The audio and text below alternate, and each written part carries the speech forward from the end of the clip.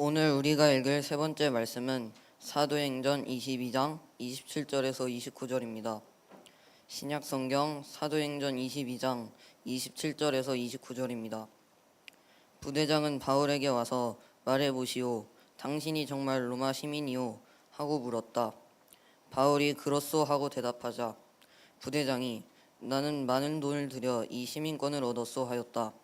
그래서 바울은 나는 날 때부터 로마 시민이요 하고 대답하였다. 바울을 신문하려던 사람들이 이 말을 듣고 곧 물러가고 부대장도 바울이 로마 시민이라는 것을 알고 그를 묶은 일로 두려워하였다. 아멘. 이는 거룩하신 하나님의 말씀입니다.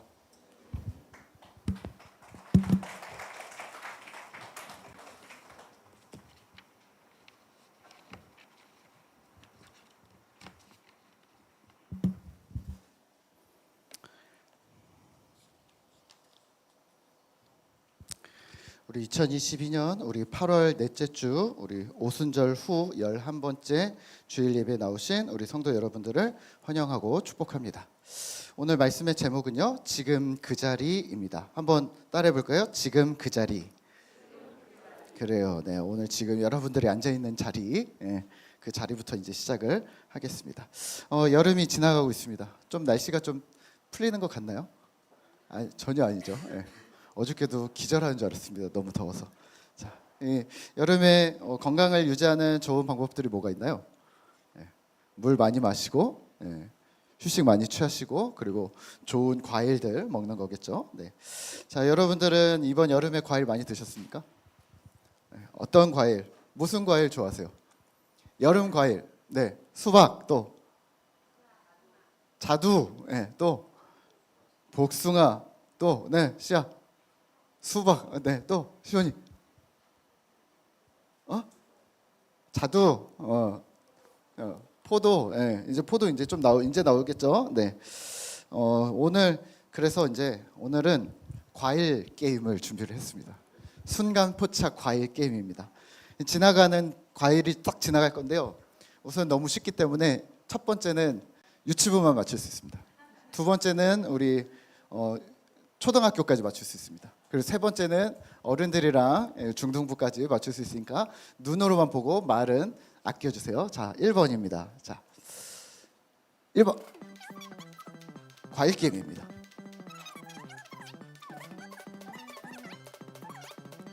눈 크게 뜨시고 뭐가 지나갔나요? 자, 유치부.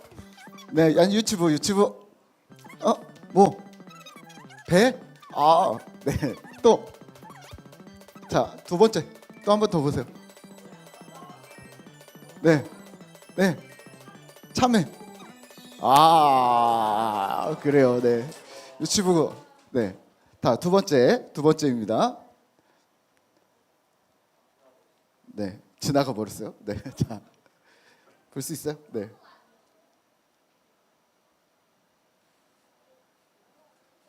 크게. 네. 그렇죠. 조금 앞으로. 네. 조금 더 앞으로. 네. 자, 잘 맞출 수 있겠어요? 네. 자, 이거 우리 이게 버퍼가 있으니까 우리 끝나고 하도록 하죠. 자, 안 되겠다. 자, 여러분들 과일 있잖아요. 네. 과일을 이제 막 생각을 하니까 먹고 싶지 않나요? 자두 좋아요? 네. 목사님도 빨간 자두 지난주인가 한번 먹었었는데요. 목사님이 제가 경험한 과일은요. 어떤 과일을 먹냐도 중요한데 과일은 잘 고르는 게 중요하더라고요. 저는 과자를 좋아하는데요. 과자는 모두 똑같거든요. 그래서 그냥 아무거나 고르면 돼요. 그냥 선택하면 되는데 과일은요. 가서 계속 만져보고 향을 맡아보고 선택을 해야 되고. 자, 여러분들은 과일 잘 고릅니까? 저는 참외랑 포도 잘 고릅니다. 이거 딱 보면은 맛있는 거야. 맛없는 거야. 딱 향기만 맡아도 딱 알아요. 근데 그 외의 과일은 진짜 못 고릅니다. 그냥 딱 고르면 진짜 맛없어요. 다른 집에서 먹은 건 진짜 맛있는데 우리 집에서 먹는 과일은 다 맛이 없습니다. 그래서 제가 그 두 개 외에는 잘 안 사 먹거든요. 자, 그런데 제가 제일 좋아하는 과일은 뭘까요? 제가 제일 좋아하는 과일은 수박입니다. 근데 엄청 못 골라요. 왜 그럴까요? 껍질이 두꺼워요. 껍질이 두꺼워서 이게 도대체 그 안에 뭐가 들었는지 가늠이 안 돼요. 예. 한 10년 전에 10년 전에 노란 수박이 처음 나온 거예요. 예. 너무 먹어보고 싶은 거예요. 예. 수박 매니아로서. 그래서 마트에 가서 수박을 샀습니다. 노란 수박이라고 이렇게 진열되어져 있고 이제 노란 수박이라고 하니까 이제 수박을 가져왔어요. 근데 불안한 거죠. 집에 왔는데. 예. 딱 열었는데 이게 빨간색이 나오면 어떡하지? 마트까지 가서 다시 바꿔야 되나? 이 아저씨는 이게 노란색이라고 어떻게 확신을 할까? 그래서 딱 잘랐는데 어떻게 됐을까요? 다행히 노란 수박이었습니다. 네, 노란 수박이었는데요. 맛은 어떨까요? 맛없어요?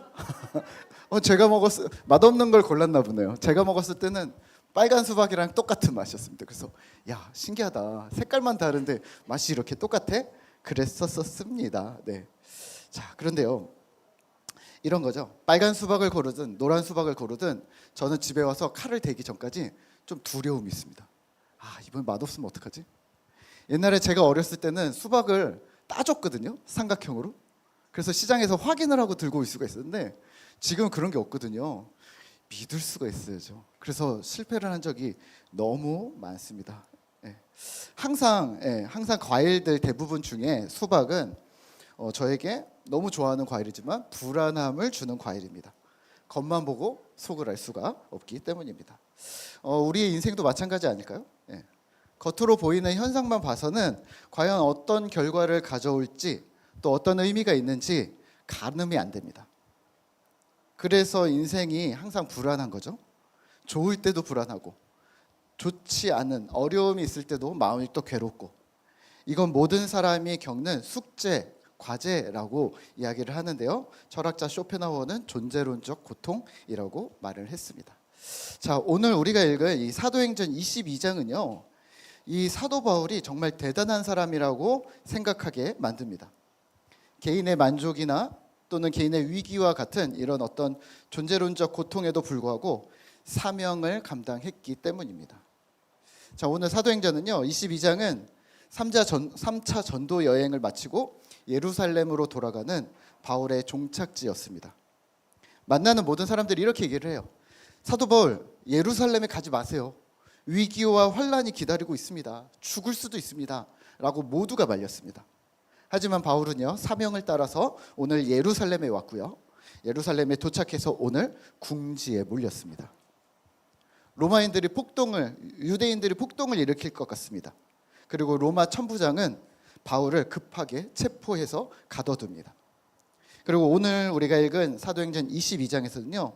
바울은 이 천부장의 허락하에 유대인들 앞에서 연설을 할, 발언을 할, 또 자신의 어떤 이유를 설명을 할 기회를 갖게 됩니다.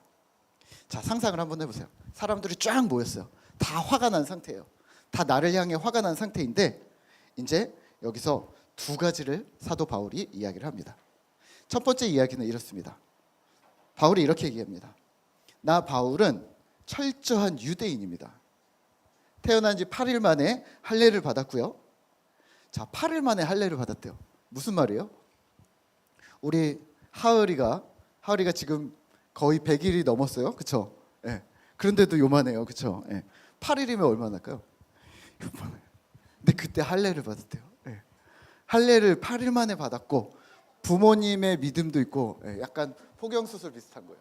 그래서 그거를 어렸을 때부터 몸에다 표식을 했다는 거예요. 그러니까 상처를 냈다는 건데 믿음으로 상처를 내고 부모님의 믿음 또 본인도 어렸을 때부터 그렇게 커왔다 이런 얘기를 하고요.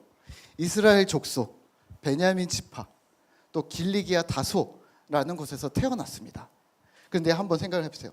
또 이렇게 얘기합니다. 나는 예루살렘에서 자랐습니다.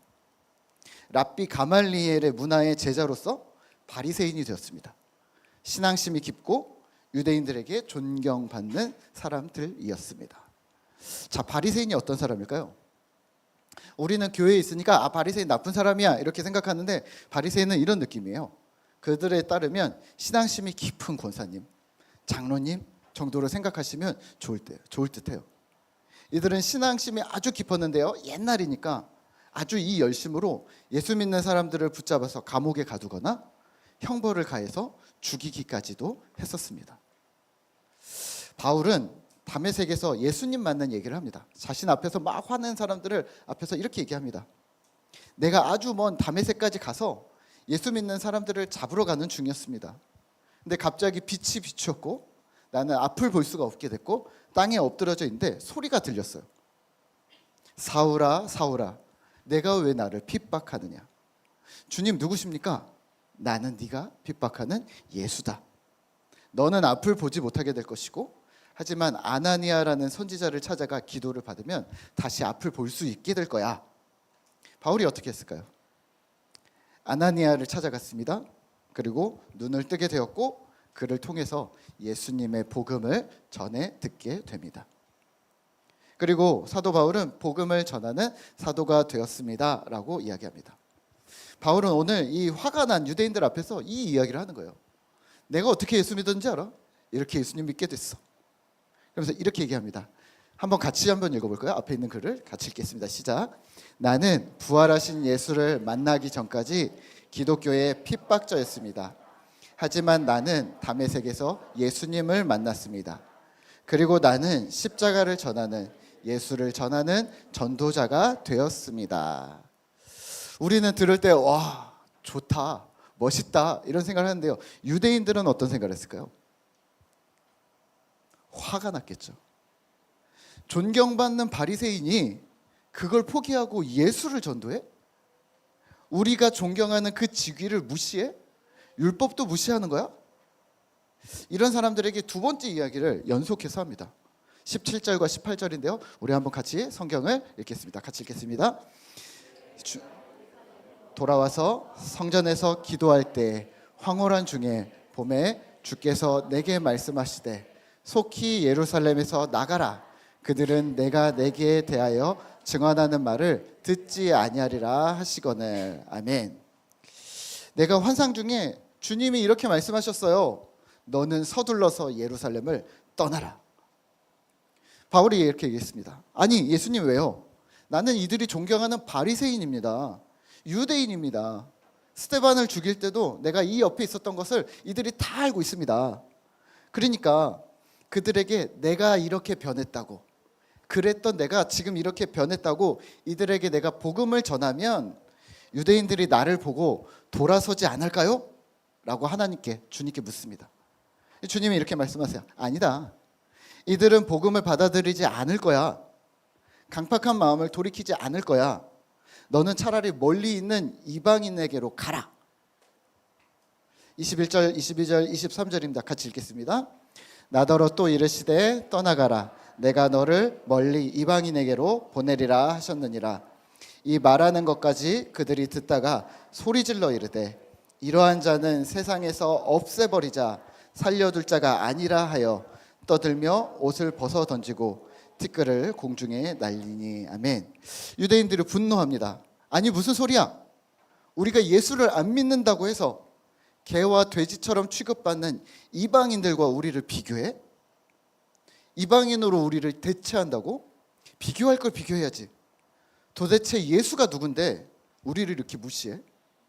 바울을 없애버리자라고 말합니다. 어떻게 했나요? 소리를 질렀습니다.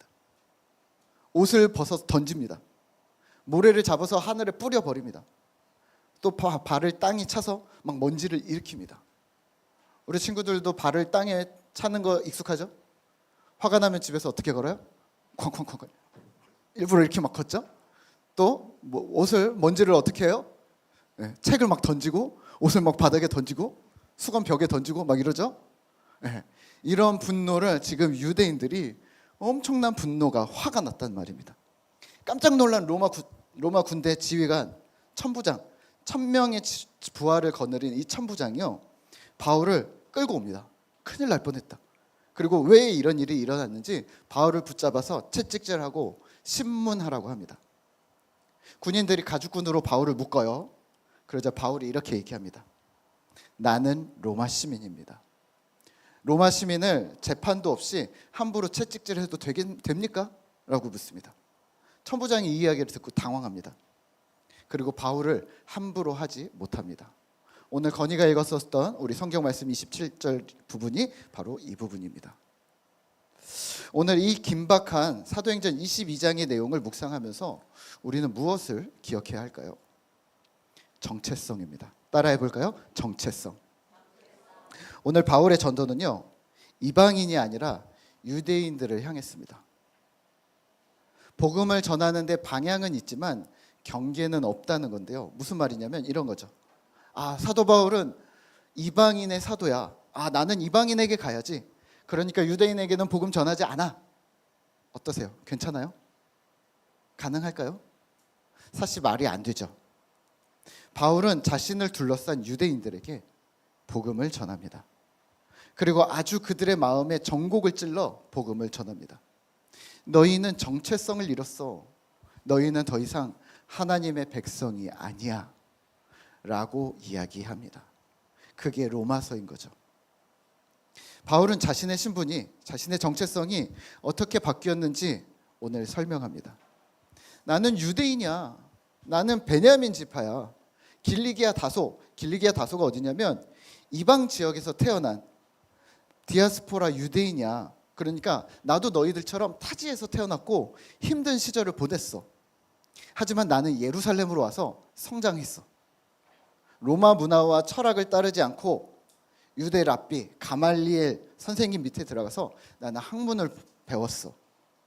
나는 민족을 지켰고 우리 종교를 지켰던, 우리가 존경하는 바리새인이 되었어. 여기까지는 그들이 원하는 사람이었습니다. 하지만 여기서 반전이 일어납니다. 나는 복음 전도자가 되었어 라고 얘기합니다. 유대인, 바리새인, 신앙 좋은 사람, 율법을 잘 지키는 사람이 끝이 아니라 그 다음이 있는데, 그 다음이 뭐냐면 바로 복음을 전하는 자가 되는 거야 라고 말하는 거죠. 우리가 하나님을 믿게 된 이유가 있었던 거야 라고 설명합니다. 바리새인들도 같았습니다. 하나님을 믿고 율법을 지키고 성전과 전통이라는 이 외적인 틀을 보면서 성장했습니다. 하지만 바리새인들이 가졌던 해석과 바울이 가졌던 해석은 달랐습니다. 현상은 같았지만 그에 대한 해석은 달랐습니다. 바울은요, 생각해 보세요. 자신이 유대인임을 부인하지 않았습니다. 바리새인이었음을 부끄러워하지도 않았습니다. 이방 땅에서 태어난 것도 부끄러워하지 않았고 예루살렘에서 성장한 것도 싫어하지 않았습니다. 오히려 나의 나된 것, 나에게 주신 상황을 복음을 전할 수 있는 은혜라고 생각했습니다. 하나님이 나를 이렇게 키워주셨고 나는 그럼에도 불구하고 주님의 사역자가 되었다. 이제는 자신이 복음 전도자가 되었다.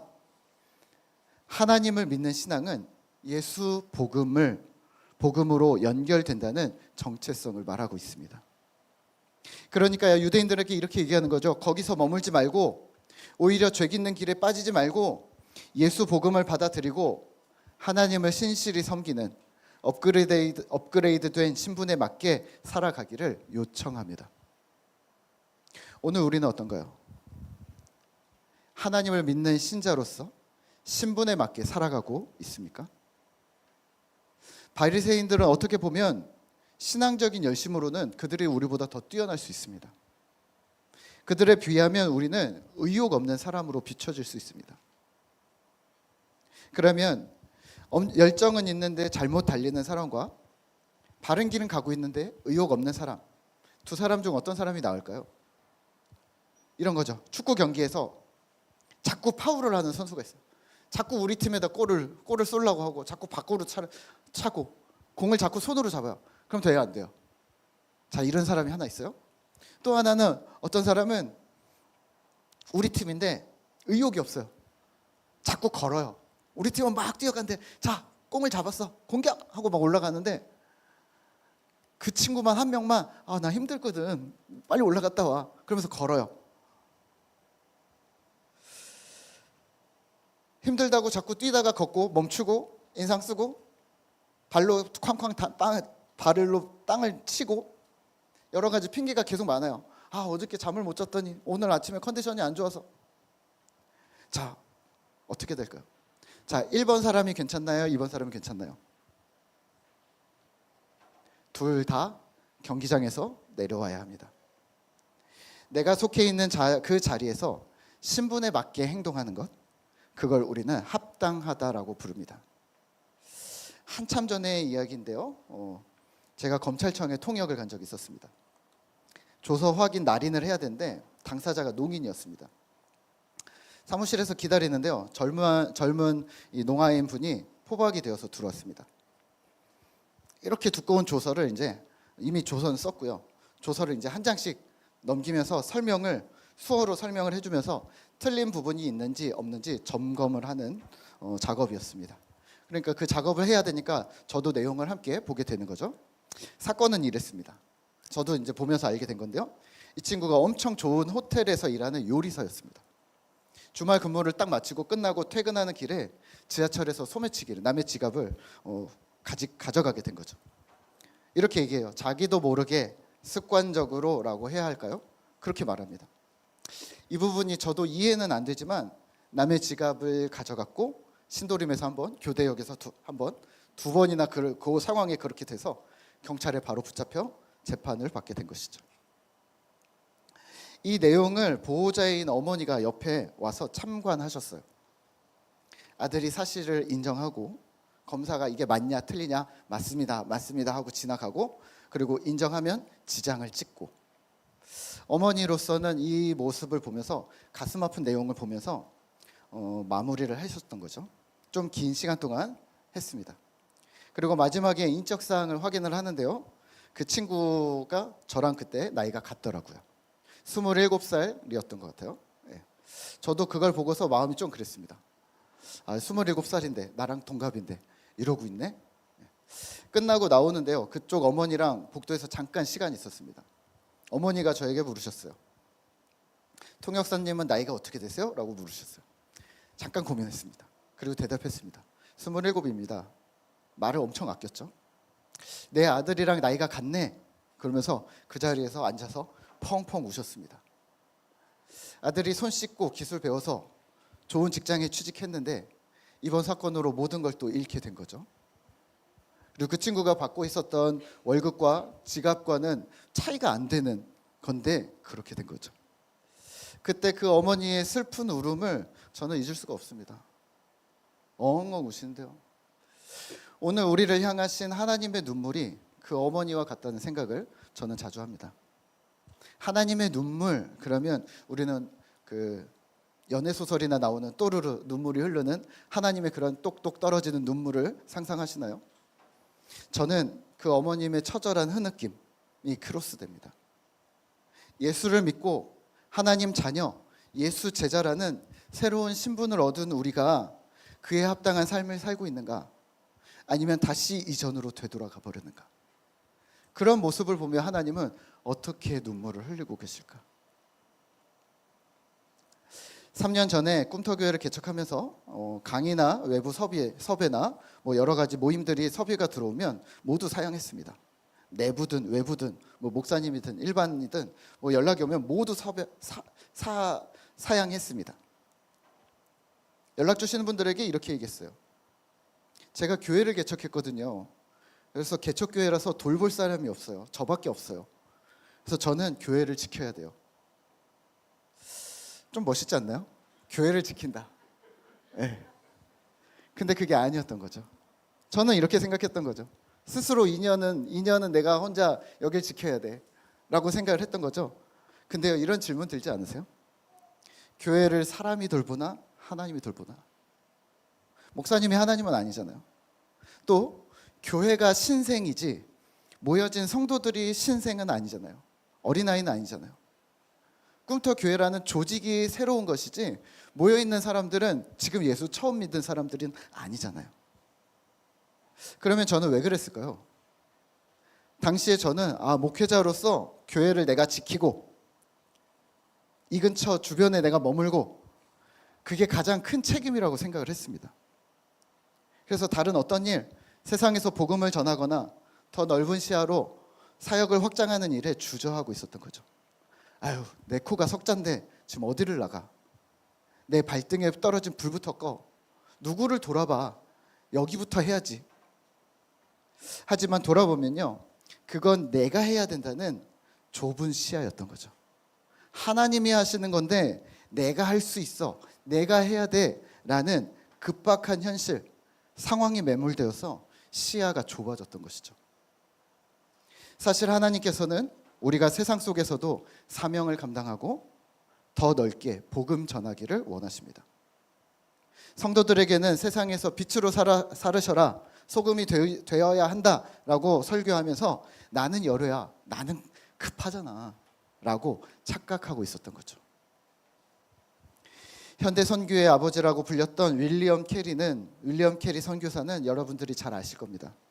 1761년에 태어난 그는요, 영국에서 신발을 만드는 구두 수선공이었습니다. 근데 선교사가 되었습니다. 당시 영국 교회는요, 해외 선교에 매우 소극적이었습니다. 하지만 이 친구는 30세에 선교사 협회를 조직을 했고요, 직접 인도 선교로 떠납니다. 그가 남긴 유명한 말이 있습니다. 우리 한번 같이 읽어볼까요? 하나님께, 시작. 하나님께 위대한 일을 기대하라. 그리고 하나님을 위해 위대한 일을 시도하라. 어디서 많이 들어본 이야기 같죠? 바로 윌리엄 캐리, 인도 선교사, 그리고 선교의 아버지, 근대 선교의 아버지 윌리엄 캐리가 한 말입니다. 구두 수선공이 선교사가 되었어요. 인도에 들어가서는요, 뭘 했을까요? 복음 전했을까요? 그쵸. 근데 또 뭘 했을까요? 인도에 들어가서는 인도의 6개의 언어로 성경을 번역했습니다. 제가 준비를 하면서 찾아봤어요. 인도어가 6개가 돼? 찾아봤더니 몇 개인 줄 아세요? 맞추면 코인 5개. 인도어가 몇 개인 줄 아세요? 깜짝 놀랄 숫자였습니다. 인도어가 800개래요. 공식적인 언어가. 그리고 방언이 3,000개래요. 그러니까 우리처럼 사투리가 3,000개래요. 이게 말이 돼? 그래서 더 찾아봤어요. 맞대요. 계속 맞대요. 그러면 윌리엄 캐리는 거기 가서 하나의 언어를 배우는 것도 어려운데 6개의 언어를 배워서 성경을 번역했다. 그리고 특이한 점들을 찾았습니다. 7개의 문법책을 만들었대요. 본인이 언어를 배워야 되니까 문법을 배우다 보니까 책을 만든 거죠. 3권의 사전을 편찬했답니다. 그리고 본인 하나로는 안 되니까 또는 그 사람들을 위해서 학교를 세우고 사회로 들어가서 복음을 전했습니다. 죽은 남편과 함께 아내를 순장시키는, 불태우는 순장제도인 사티라는 것이 있었는데요, 이를 반대합니다. 법을 제정합니다. 유아, 살해, 매춘 등을 금지시키는 법도 만듭니다. 또 인도 여자들에게 복음을 전하기 위해서는 여자 선교사가 필요하다고 교기에 주장합니다. 그 이전까지는 여자 선교사가 없었던 것이죠. 인도 선교는 인도인이 해야 한다고 또 강조합니다. 그래서 현지에서 사역자를 키워야 한다고 말합니다.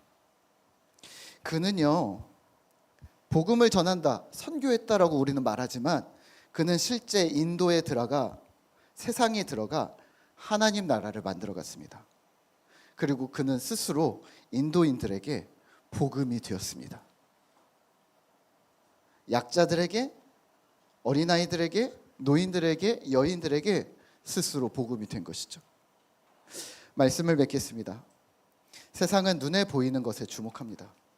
화려한 직업, 겉모습, 스펙, 이런 것들이 그 사람의 가치를 말해주는 것처럼 보입니다. 오늘 본문에서도 그렇습니다. 바울은 표면적으로 죄수였지만 바울은 로마 시민권자야 라는 곳에 사람들은 또다시 반응합니다.